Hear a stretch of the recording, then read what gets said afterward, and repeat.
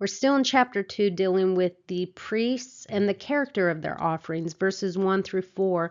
God's judgment would come if the priests would not respond to his call to change. Verse 5, God gives to obedient persons. They were not obedient. They displayed a superficial form of godliness that lacked genuine power, ultimately making their actions contradict their professed beliefs. In verses 6 through 7, it's the portrayal of a true priest, one who turns many from sin and, most important, reveres God, one whose teaching is true and whose conduct is upright. Verses 8 through 9, but they were not giving true instruction. Their teaching caused many to stumble. They compromised with the culture, and it left the culture in desperate trouble. And that's part of our problem today. We don't want to offend anybody, so we don't tell them the truth.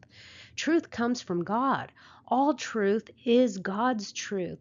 As believers, we must take thoughts captive, foster a mindset that honors God and reflects His values. Yes, it'll go against the culture, but truth belongs to God, and we need to be stewards and boldly present His word, whether or not it's popular opinion.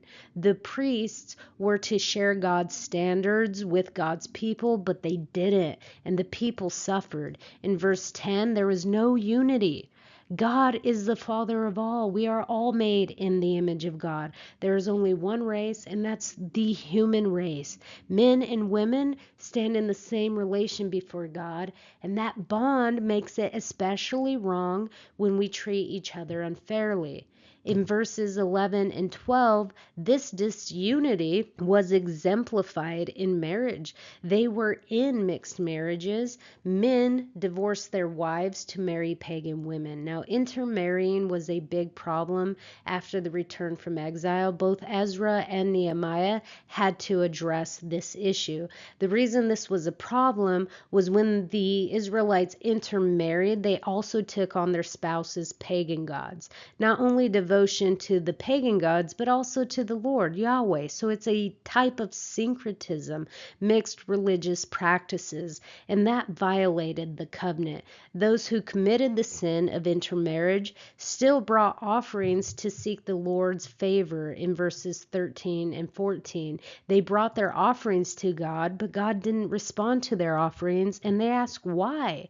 And the answer was simple: divorce.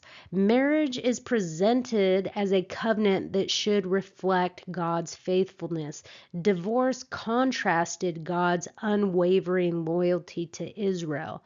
Marriage is a covenant, and divorce doesn't reflect the truth about God's unity. Their behavior should be demonstrating truths about God. God is faithful. They were displaying the opposite. Verses 15 through 16, God's concern for unity stems from his desire for godly offspring. In fact, God's seed is in reference to the Holy Spirit. 1 Peter talks about it. It's 1 Peter 1, verse 23. For you have been born again, not of seed, which is perishable, but imperishable, that is, through the living and enduring word of God. Now, in Malachi, they were warned to avoid breaking faith through divorce and intermarriage with pagans. That act violated the covenant. This passage calls for the preservation of unity both in the nation and within individual marriages. Align your actions with God's purpose, and that is to be faithful. This chapter is about staying loyal to God, staying loyal to the community of fellow believers, and staying loyal to our marriage partner. Loyalty, loyalty, loyalty.